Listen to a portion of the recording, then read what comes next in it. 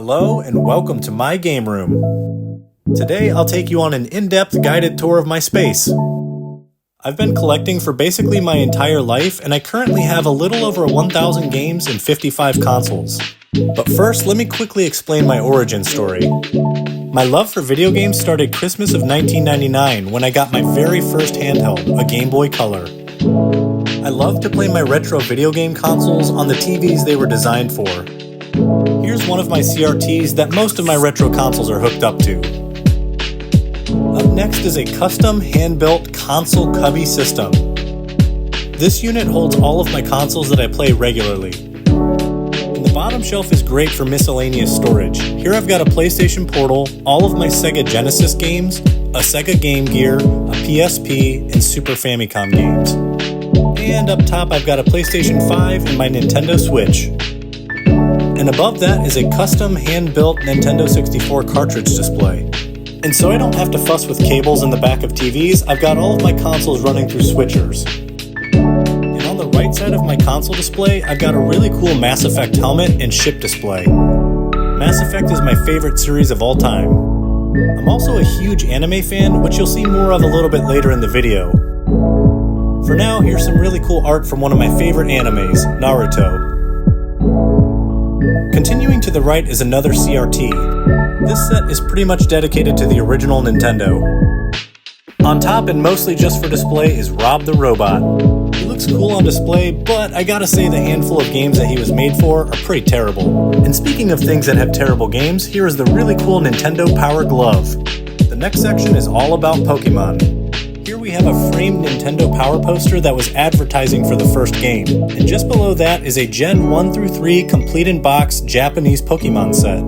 I have lots of Japanese stuff in my collection and I think the box art looks really cool. And to complement the Japanese set, I've also got the complete Gen 1 through 3 complete-in-box North American set. I acquired all of these in the span of 2 days, and let's just say it was the single most expensive purchase I've ever made for the game room. But like I said, Pokemon is the single most influential series in my life, so this was an expense that I felt was really justified. And on top of the Tower of Pokemon, I've got some really cool display pieces. I recently completed this Mario and Yoshi Lego set, and just to the left of that is a really cool Samus statue. Speaking of Samus, let's move to the left and check out the Metroid display. The Metroid stuff gets its own display because it's one of my favorite series of all time. There is a ton of Metroid history packed onto these two shelves. And just to the left of the two shelves is another Nintendo Power poster. And just to the left of that, we've got a display for another favorite series of mine, The Legend of Zelda.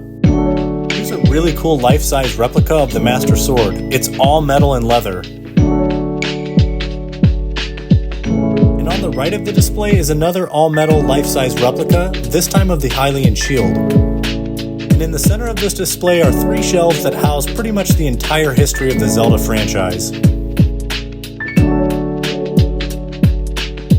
We have a very thorough mix of complete-in-box North American and Japanese games. We've also got some really cool amiibos and other miscellaneous collectibles. Next up is this rotating tower which houses over 400 PlayStation and Xbox games. If you can't find a game that you'd want to play on this shelf, well, I just don't know what to tell you.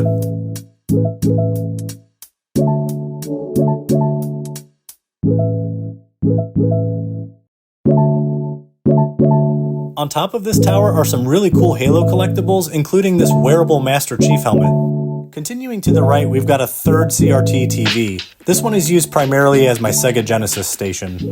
And as the poster child for the Genesis, Sonic the Hedgehog displays just make sense.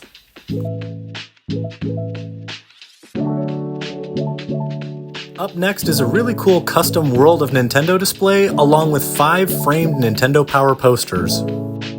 And now, on to the main focal point of the game room.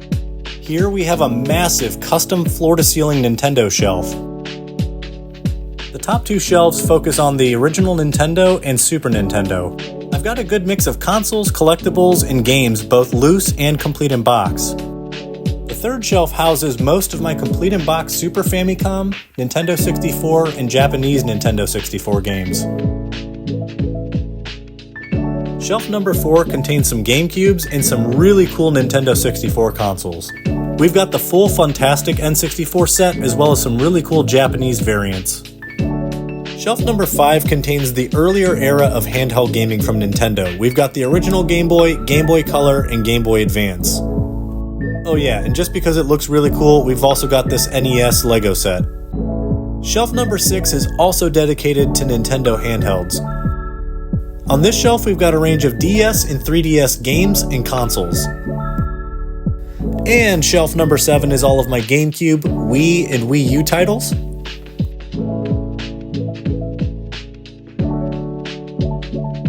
And the last shelf houses all of my Nintendo Switch games, a really cool Zelda Nintendo Switch, and all of my literature. I did mention earlier that I'm a huge anime fan. While the vast majority of my room is dedicated specifically to video games, I can't not mention my anime shelf. These shelves house the manga for Inuyasha, Dragon Ball Z, Naruto, and Bleach. Also on display are some really cool anime Funko Pops.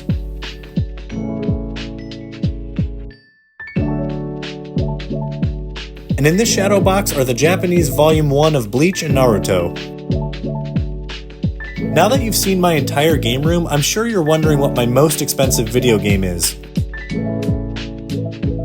If we're talking loose games, meaning those not in a box, it's Earthbound for the Super Nintendo. This game comes in roughly around $350. The next 2 most expensive loose games in my collection are right next to it. We've got Dracula X, which is a Castlevania title, and Chrono Trigger. If we're talking most expensive boxed video games, then that one is Pokemon Crystal. This one comes in around $580. The second most expensive boxed game in my collection is a close second. It's Pokemon Emerald, coming in around $550.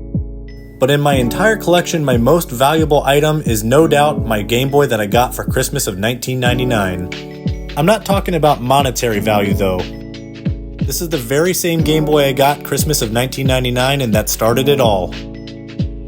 Thanks for hanging out with me. I hope you enjoyed the game room tour, and I'll see you on the next video.